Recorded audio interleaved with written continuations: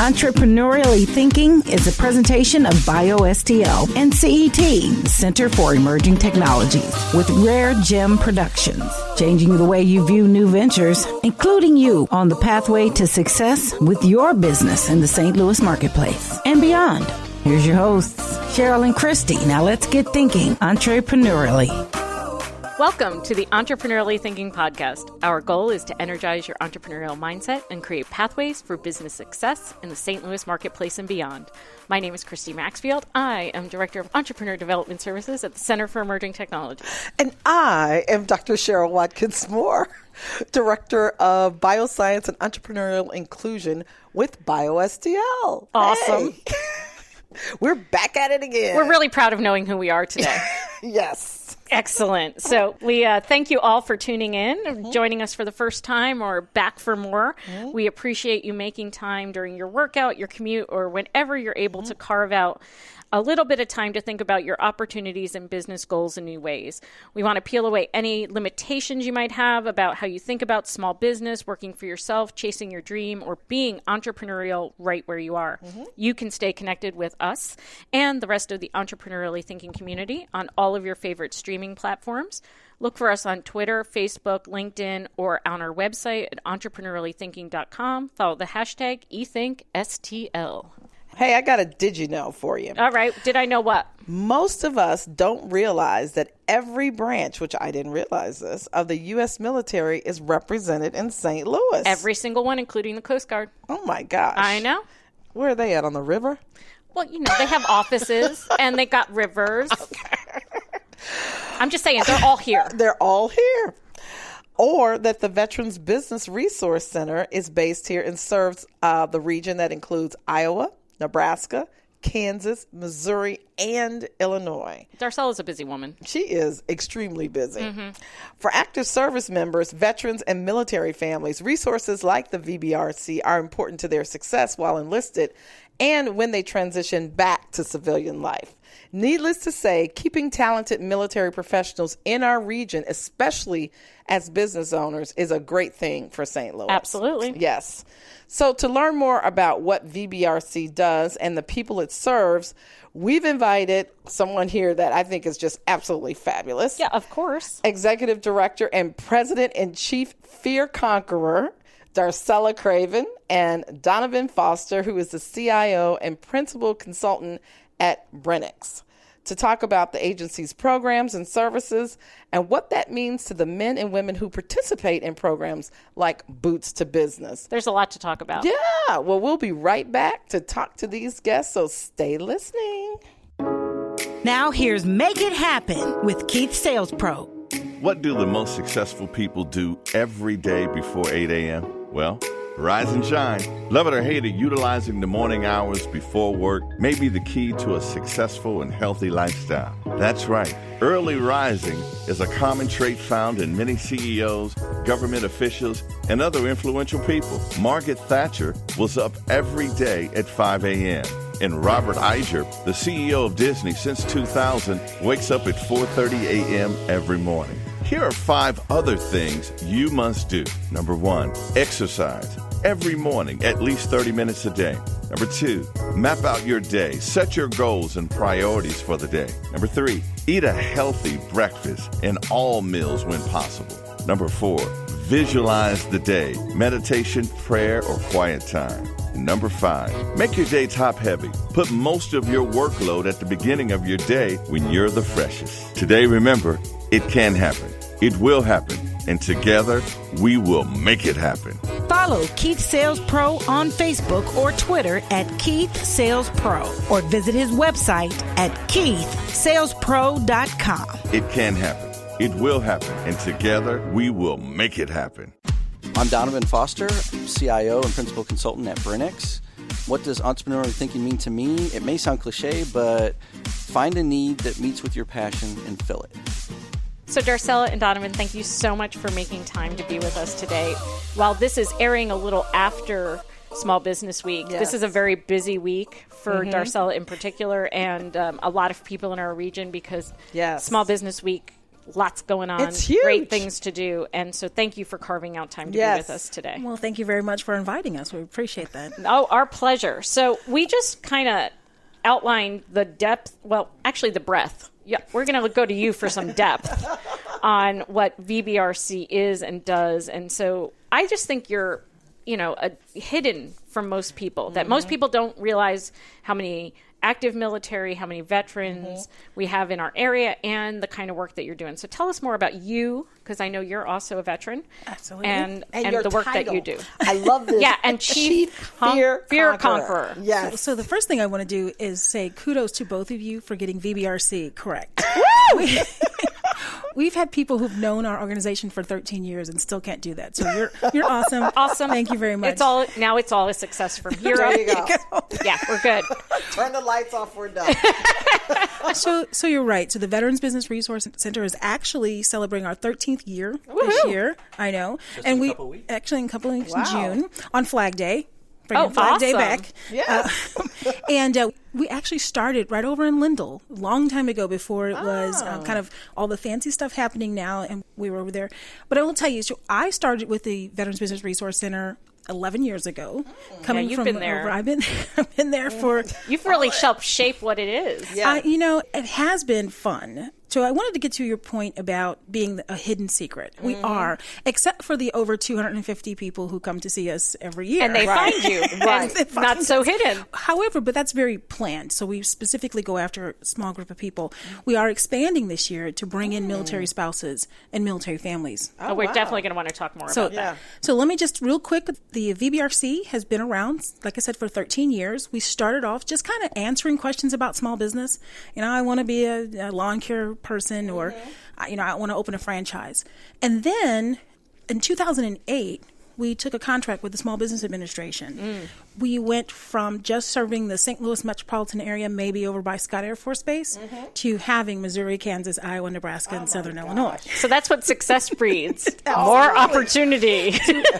We can have a long conversation about scaling overnight. Okay. So literally on the 19th, I had St. Louis, and then the 20th, I had 4 states. Welcome. We provide small business consulting services to those men and women who either have a business, perhaps they were National Guard and they had a business, got deployed, and they need to either shut it down or make sure that it's still working for when they come back. We can help them expand. So perhaps you're buying a family business, or perhaps you're buying another business when you come back off of deployment or transition out of the military. Maybe you and your husband or you and your wife were in business together, or other family member.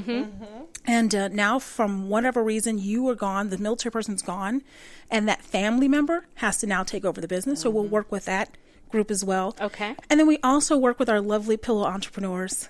So those are the ones that fell asleep on an infomercial that said, you can be a millionaire tomorrow.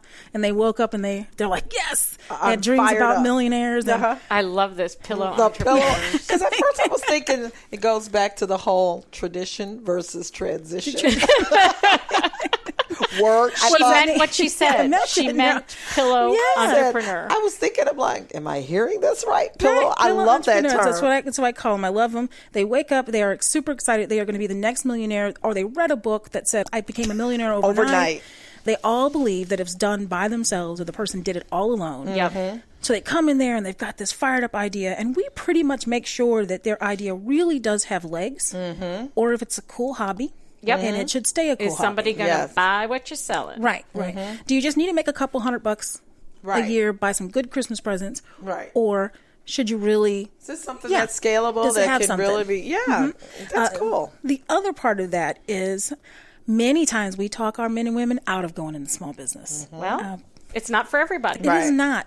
I call those my Christmas entrepreneurs, because, they I loved it. They were working at a job. They didn't get enough vacation during a holiday. And so they're going to come in, they're fired up. I'm going to work on my own because I'll have much more time with my family. And you're like, No, you really won't. You won't. Please. So we work with that whole entire scale in 4.5 states. Okay. My God. We're going to let Darcella take a little cat nap so that she can have enough energy to get through the rest. No. But Donovan, you are a veteran. I am. You are on the board and past president of the board of VBRC and now secretary, an entrepreneur. So tell us a little bit about you. I am. So I am a U.S. veteran. I served 14 years between the Army and the National Guard. I served basically 8 years of active duty service all over Central and South America, and unfortunately was deployed to Iraq in 2003. Well, thank you. Thank you for I was going to say thank you so much for your for both of you guys, Darcella, because you're a veteran too. Army. Yes. I didn't know there was another branch. starting already. Here we go. Yes, I am an entrepreneur. I came into this by accident. I was, as a kid growing up, I always did this stuff, mowing the lawns and all that other stuff, but there was never really any big dream to make $1 million overnight. I literally started the business because out of a need back in the late 90s when we had these things called bookstores. Oh, yeah. They were I amazing miss things. them. Yeah. So I was constantly in there reading on how to do, I was learning to be a software developer at the time, and that's where you went to go do that stuff because there was no internet. And so every time I was in there was always some executive walking by the aisle and would see me reading this technology book that they had no idea what it was, and they would just go, "Do you know how to do that?" And I would just go, "Yeah." Sort of. Yeah. Wow, you had like a built-in marketing. Yeah, Exactly. it literally became, we joked about it in the beginning, but I literally started, for about 2 years, I hung out at Barnes & Noble. Wow.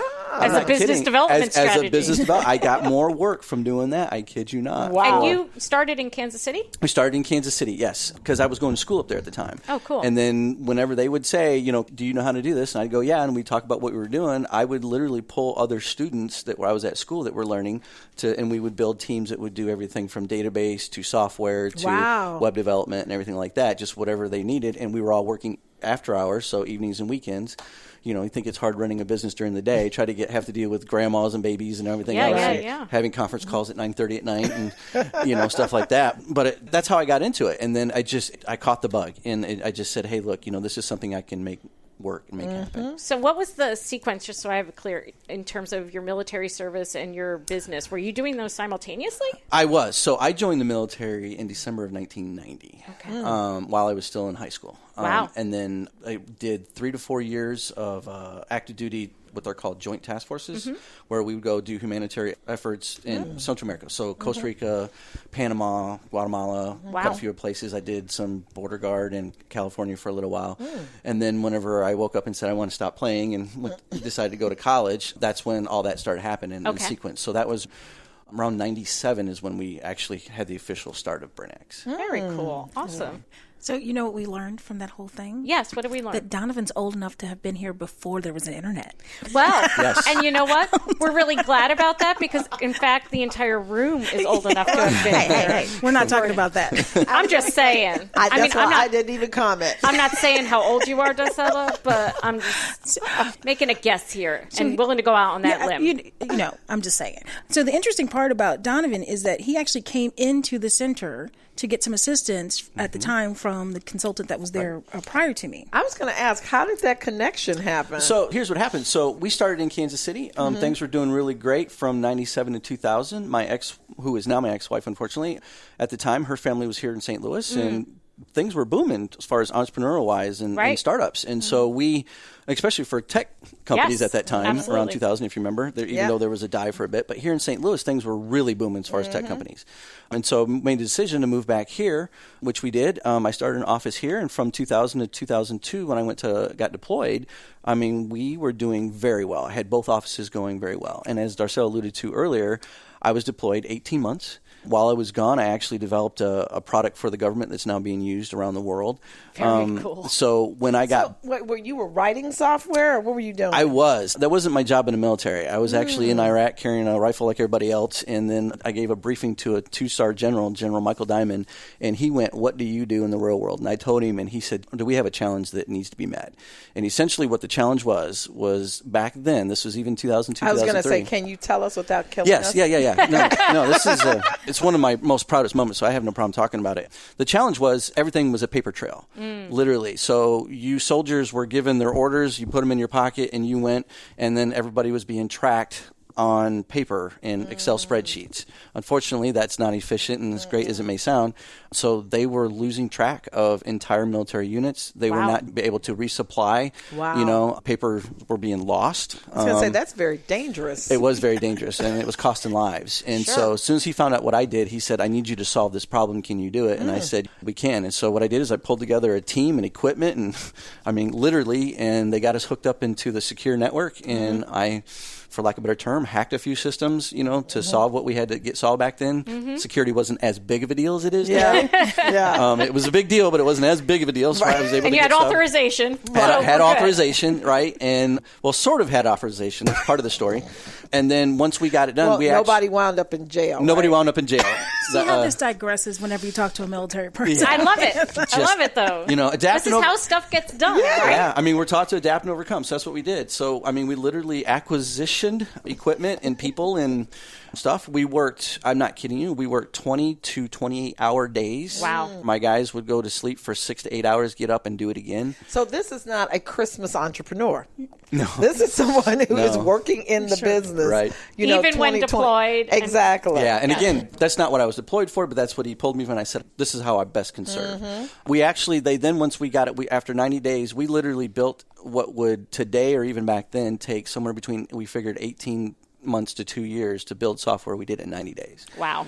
And so how are you okay, I don't know if you can talk about it. Now I'm intrigued. Sure. How the hell do you track people without paper? I mean, you putting trackers in their head or something? No. Oh, We literally took the first step. Today it's done with RFI. They put little beepers on equipment and they can track all that stuff. Okay. But back then, that was a new technology. We didn't have it. It was literally just being able to quantify and validate where people were, where equipment was, how much equipment a unit had, and all this other stuff. They were doing that very well back here in the United States, but when you deployed to a theater, it all became paper. They just didn't have it. So we quickly put it together. We got computers, again, acquisition, got computers stationed all over Iraq and Kuwait where we were at that time, and we were able to then accurately track and get people home. So you were doing this while you were still deployed. Correct. And then working on your business while still deployed. I wasn't so much working my business, but my business was being worked while I was there, because there's nothing I could do from over there. Yeah. But we actually deployed. That's a unique situation. It is. Yeah. Maybe not as unique as we think. Well, so his was unique back then. It was actually still happening, but they didn't have a place to come. Okay. Because we didn't come around till 2004. So. Okay. Yeah. Which is when I got home. And then, of course, when I got home, my business, like other military businesses, had taken a major dive in Kansas City and St. Louis. I mean, pretty much by the time I got back, I was gone 18 months. During that time, technology changed drastically. I was going to say, that was a tech bubble. It was. That was bursting. So I came home to, I think we had 23 clients when I left to 2. Wow. Yeah. And so we had to literally sit down and re-strategize what we were going to do. What is next? Literally. So is that how you got connected with? Yes, because we literally typed into Google at that time, which was fairly new. And, Google existed. A military person needs help with this. And it brought us to the VBRC. And they were very helpful in helping us find, not only get our business plan in order, helping us define our strategy, helping us get connected to resources for funding that we needed to relaunch at that time, and, of course, getting out into the community to basically, within the network that the VBRC has, which is very extensive, to help basically open doors and open conversations. And then what happened was, like happens to everyone who comes in there, is that he gets a little tap on the shoulder and says, so what else? Come to lunch with me. That's pretty much what happened. There's a tradition how you become a board chair now. Right. Yes. Don't go to lunch with ourselves. Don't go to lunch with ourselves. Oh my gosh. Well, on that note, we're going to take a quick break and come back and talk more about that transition, your journey, and what you all are doing with other veterans and military personnel. Yeah. We all have stress in our lives, and not all stress is bad. But when we live with high levels of stress called toxic stress, we're not achieving our greatest potential. Do you know when stress is too much? Do you know when it's unhealthy? Do you know when you could use some support to manage stress and overcome the difficult things that may happen to you? Well, take 5 to find out how you respond to stress. Take the time to care for yourself and thrive, because when you feel better, you'll do better. You'll see. Visit AliveAndWellSTL.com to learn more. Darcella Craven, Veterans Business Resource Center, Chief Fear Conqueror. What does entrepreneurial thinking mean to me? It's about thinking differently. It's about being afraid and being okay with being afraid. It's about failing fast and as often as you can so you can get to the win. And it's about opening up and asking for help. So Donovan, clearly connecting with VBRC was a really important milestone as well. Yes. But I imagine that while you were gone, not only did technology change, but you had to leave the company in the hands of others, which is always really hard for an entrepreneur, especially an entrepreneur who's working in their business. Right. So was the change from 20 some odd clients to 2 just about technology, or were there other challenges that your company met? No, I mean, the change wasn't due to technology. It was mainly due to, I was the entrepreneur leading the charge, right? I'm the one with the passion, the drive, not so much the sales. My partner in Kansas City was a great technologist. He wasn't a business leader. Okay. That's good, knowing the strengths of your partner. Correct. And knowing how to leverage that, right? And the clients that I had here in St. Louis that I built up, I had a partner here, but he was more of keeping the lights on type of guy. Yep. And so that's kind of why. So sales and marketing, all that pretty much just went to a crawl. Correct. I mean, there was nobody that was trying to constantly looking at the business plan and going, what are we doing next? Where are we going? And that's what led us to, literally walking in there going, I lost everything. Right. And since I've been, with the organization, I mean, that's a common story now. Is that what we see? Is that, we always tell entrepreneurs, find that partner or put together that team that complements your skill set. We don't necessarily think of removing the entrepreneur prematurely. So entrepreneurs sometimes take themselves out of the equation. Sometimes there's other changes where they say, you know what, I'm really good at starting stuff, but not building from here. Right. So they initiate a change. But being plucked out of your company for 18 months by serendipity versus plan is very different. You have to go. Because Uncle Sam has something else for you to do. Yeah. I mean, wonderful, great, service to your country, but at the same time, not what you were planning for as a business owner. So the answer to that question is that's the reason why our organization exists. So our organization came about because of something called Public Law 106-50, which was the original Veterans Entrepreneurship Act back in 1999. Okay. For that reason, because when people were deploying, suddenly National Guard and Reservists were being deployed to war zones. And if you remember, National Guard and Reservists kind of went around town when there's floods, like what's going on in the country or tornadoes. They didn't necessarily go to war. Right. And so what was happening is all those men and women who had small businesses most of the year, all of a sudden were now being plucked and put into dangerous situations. And unfortunately, when they came back, sometimes they did not come completely back, whether that was physically or mentally or emotionally. So many of them could not start their business back up again, or quite frankly, they just weren't ready. Right. And the family member that was maybe hustling to keep it going wasn't prepared to deal with all that stuff that came back with them. Or they just came back and just said, I don't want to do this anymore. I want to go do something else. Sure. So we did see that. So that's actually one of the reasons why this organization exists. We were the first in the country to get up and running back in 2004. There are now 20 centers very similar to us across the country, Guam and Puerto Rico. And we do some work overseas as well with those centers. But that's kind of why we're here, is because we did see an influx in veterans entrepreneurship and military transitioning out and maybe not being able to get traditional employment. And I was going to say, that's a huge negative impact on family, because if there's a business that's in place that is thriving and then that business owner gets taken out of that equation, you can really tank the finances of a family. Because, like you said, if no one is there that is the visionary or the strategist or the real lead in that business, now you've taken that family from an entity in the community that's hiring and thriving to someone that needs to find a job or find employment, or like you said, or the business flails. So Darcella, you got involved. You were a veteran before. What attracted you to doing this type of work? So I'm an Army veteran. I got out of the military. I did 8 years. I got out of the military and was still just kind of wandering around, still not really knowing what to do. I went into, very similar to Donovan, I went in right after high school. So I was 17. Well, I didn't go in. My mom put me in the Army. That's a whole nother, conversation. My mom signed me up into the Army. So I went in and kind of wandered around there. I didn't really participate in the military. I did well. I got a lot of accolades. I got a lot of promotions, but it was a very negative motivation. So it was mostly because you said I couldn't, so watch this. Right. So I didn't really pay attention in my military career. You think I can't get that? Watch this. Now I'm done. Move on to the next thing. And so When I got out, I actually got out with no extra education. I didn't do any of that stuff when I was in the military. And when I got out of the military, I also had 2 children. Okay. I just kind of wandered Life had around. changed. Yeah. I wandered around for a while, met some very amazing people who helped me get back on track, finished my master's degree. One of those amazing people led me into the nonprofit space as an executive director of another organization. Okay. I did that for a couple of years. It was social services, was way too much emotional. So I got out. And what I did was I started my own business back in 2003 to help those nonprofits implement all of the grants that they received, because they were amazing heart people with very little business sense. Right. Yes. Wow. So I helped them do that. That's how I ended up at Grace Hill Women's Business Center, helping women start small Our businesses. friends there doing good work. And an opportunity came over to help veterans. So I She really took the job. opportunity meant preparedness, or preparedness meant opportunity. That's what I was gonna say, Absolutely. yes. So I came over, I interviewed with the founder. We really actually didn't talk about the business. We just talked about our military careers, which is what happens when you get 2 military people in the room. They start, well, I tell you, one day I did this and walked up backwards up the hill. So you got that going on. Oh, that's awesome. And the other guy in the room was an Air Force guy.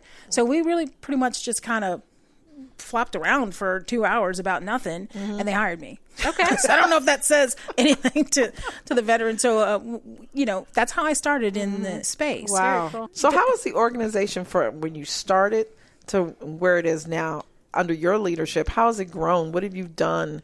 Completely different. It is completely different. And I'll tell you why. Because originally it was just, you walked in, you said, I want to start a business. And we went, okay, here's a business plan. Let's go. We did classes. We did kind of that traditional space. Back then, you couldn't throw a stick and find another entrepreneurship class. Right. Today, Ecosystem didn't exist. it did not. Right. And today you throw a stick and you're going to smack about 6 people before the stick lands. So we do one-on-one consulting. We do more action planning. Like, where should you be getting to? What's Pathways. happening? Absolutely. And come back and reorient us. We're like in the military, whenever you jump from a new duty station, you always get assigned a sponsor. So if some sergeant comes up and says, I'm going to take you everywhere on the post. Here's Get the sick you place. acclimated Here you go. and show you the so lay of that's the who we land. are. Right? Okay. We acclimate you to where you want to be, what you should be doing, what resources you should be accessing now versus the ones you think you should be accessing. It's almost like an accountability partner, right? We are. And That's we do great. some bootstrap training. We are in 7 military posts, so we do some 10,000 level entrepreneurship training and under the Boots to Business program. Here's what entrepreneurship looks like from this level when you get down. We've got resource partners around the entire region that we can connect you to. So that's kind of what it looks like today. Wow. And then also the board looks completely different as well. I was going to say, Donovan, from your perspective, because you were there early on, and you As a chimed user in, and too. as part of the governance Yes. team. Yeah. What have you seen as the positive changes that's happened in the growth of this center? All things Darcella. I hope that answers the question. Yes. No, We already know that. That's it's, fabulous. when they tapped me in 2009 to join the board, we always kind of joked that it was a bunch of old guys, and they were looking for some new blood to come in. Darcella was had already stepped up to the executive director position, and they were looking for somebody else to come on and kind of give some energy, which I guess I have a little bit of. And it was just a great opportunity for me. I wasn't expecting to be asked to lunch and asked to be board chair within a year, which I knew nothing about nonprofits. Well, there you go. But what did you said before? Adapt and overcome. Correct. So we That's exactly once again what we did. applied those principles. We sure did. And what we did was we literally took a look at, we took a business approach to it. What's the board look like? What's the organization look like? Darcella took that on. I took on the board. And we literally said, where do we want to be in, 18 months, 3 years? What do we need to do?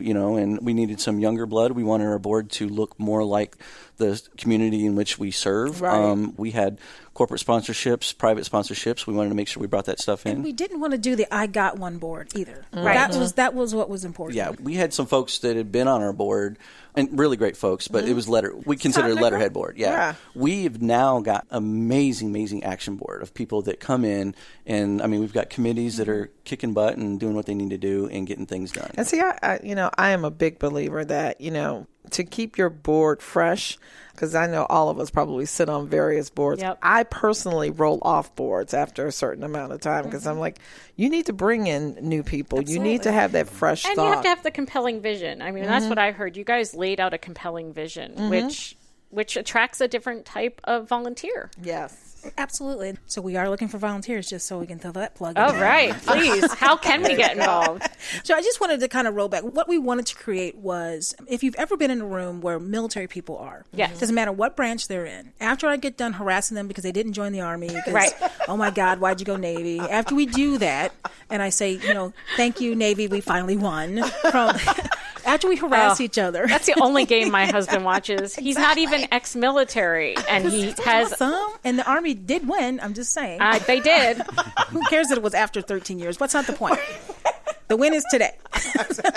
But so after we do that, what we wanted them to come away with is realizing that the unit was still here, just our uniforms are changed. I wanted them to have that camaraderie, which is exactly the same thing that we're doing for military spouses. We want you to know that this is your unit. We're here to help support you. If that is, you just need someone to listen to you today. Or if it is, we actually need to kind of bring the hammer down and say, man, what are you doing? Yeah. Right? Where are you going? What's happening? One of our most successful clients will tell you that today, that it was me stopping him mid-sentence and going, I have no idea what you just said. Come back when you can explain it to me. Right. And we did that for weeks, and he is extremely successful, landing contracts all the time. And part of that was because you need to be able to say who you are. Very succinctly. And I like you, and I don't know what you're doing. So, Right. So that's what we want. We have a Veterans CEO Roundtable now that where veterans who are successful, whether that is in hiring people or X number of dollars, they get together once a month down at T-Rex, and they talk about whatever that subject is for the month. Yeah. Peer And support. Absolute peer support. But not just that. And learning. When one of our clients found out he had lung cancer, that group wrapped around him like you would not believe. Right. And he gave a quote to a class the other day that had me in tears. And I think a large part of that was because he believed that we not only care about his business, but we care about him and his family. And that's That speaks volumes. Right. And That it speaks does. I mean, that volumes. brotherhood continues on. I mean, when you get out of the military, and sometimes a lot of the military transitioning out, they feel like, wait a minute, I'm in this big, I'm now in the one fish in the ocean, and it's not. We still come together, build that school, build that, come together, help each other out. And that's a huge part of the VBRC. I was going to say, for a lot of people who have deployed and are coming back, and like you said, I think you mentioned this, Ursula, some people, lose their direction. They might be emotionally scarred. There might be an opportunity here with your organization and with the board and with people like you're surrounding yourself with to really get people engaged, to get them to start thinking about starting their business. And here's a great support, not just an entrepreneurial support. It's a real support system because you all have shared experiences. Absolutely. So one of the things I like to remind people of is only 6% of the entire American population can call themselves a veteran. wow. Yeah. That's The an incredibly entire small number. That's a very small number. Only 3% of the American population Elite. ever tries to go into the military, and only about 1.5% actually make it. Wow. So when you get out of the military, we need to help them understand that you're going to be talking to about A whole bunch of us who have no clue what you've just experienced. and it's not as if people aren't patriotic and they're waving the flag and they're saying thank you, but they also don't really know how to interact. No frame of Yes. reference. Exactly. Yes. So the other piece of that is they do say that veterans make up a large majority. So out of that 6%, around 22% of all small businesses are military affiliated. That's huge. That is. huge. So what that means, though, is that another 80-something% aren't. Right. So we have to teach them how to interact with the rest of the group, how to interact with people who don't understand your jargon, who don't understand Chain of command. Right. all that stuff. Right. Sometimes that's all we do is just listen. And like I said, sometimes we talk people out of doing this because they were just frustrated. Yeah. Yeah, I love go the ahead. fact that you're supporting not just the military person, you're supporting the family and the spouse. Because I think that's really important. Sometimes spouses get left behind.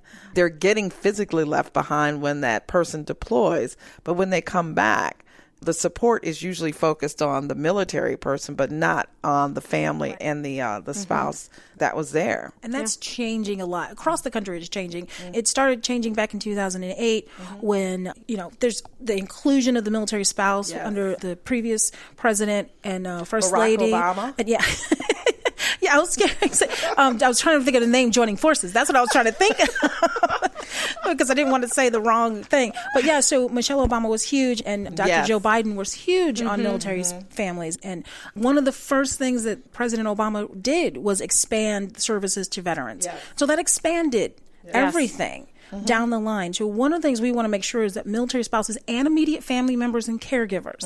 So there could also be your brother, your sister, your first uncle, you know. We can't really work with the seventh, cousin twice removed. Understood. That's awesome. That's an awesome impact that you have. Yeah, and caregivers. So sometimes we know that men and women who do come back and need some assistance, their caregiver is the one who's doing it. But I also don't want to leave this on a, we're sad puppies kind of thing. No, not there at are all. plenty of men and women who never left the continental United States, Right. who never left Missouri for that matter. Those men and women can use our service as well. If you put on the uniform and signed your name on the dotted line that says, I am willing to throw my life on the line so that you can continue to do X, Y, and Z, you get to come into our office. Awesome. Our time together always goes far Way too fast. Yeah. But on that note, where can people find you? Well, they can find me during, anywhere around the town, actually. Well, that's true. If you just follow her on social media, you'll be able to find Darcella.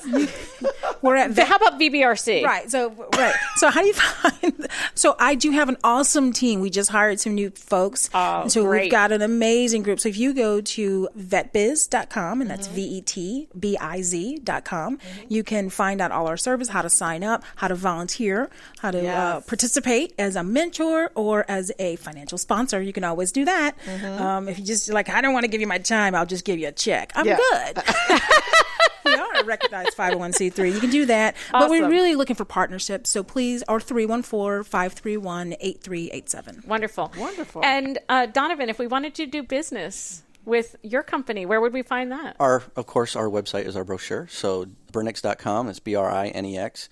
Also give us a call. Right from our website, you can schedule an appointment with me or any one of my team, so we can come out and take a look at and see how we can fit technology into your business strategy. Phone number is 314-884-8639. Awesome. Great. Don't even call Well, yourself. thank you so much thank you for guys. making time Thank you. for this conversation and for helping us share your stories Yeah. with our listeners. Thank you. Thank you, guys. Changing the way you view new ventures, igniting your thinking about entrepreneurship. It's Entrepreneurially Thinking. Get connected and discover more. Visit our website for show notes, resources, information about our guests, upcoming events, and of course, all your favorite episodes. If you have any questions, be sure to leave them for us in the comment sections, and be sure to leave us a 5-star rating on iTunes. The best way to show love is to share. Let everybody know that you're thinking entrepreneurially. So visit our website, entrepreneuriallythinking.com. #eThinkSTL. Entrepreneurially Thinking is another positive production of Rare Gem Productions. Thanks for listening.